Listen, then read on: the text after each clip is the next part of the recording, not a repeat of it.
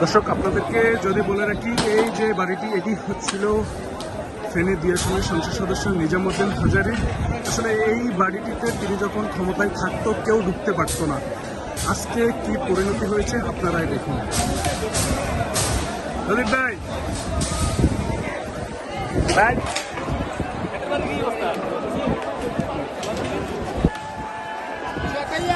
আসলে আপনাদেরকে যদি বলি, ক্ষমতা থাকতে ফেনী দিয়াশনের সংসদ সদস্য নিজাম হাজারী এই বাড়িটিতে থাকতেন। ক্ষমতা থাকতে এই বাড়িটিতে আসলে কেউ ঢুকতে পারতো না। আজকে কি পরিণতি হয়েছে আপনারা নিজেরাই দেখুন। এখান থেকে এখানে যে যা কিছু পাচ্ছে সব কিছু নিয়ে যাচ্ছে।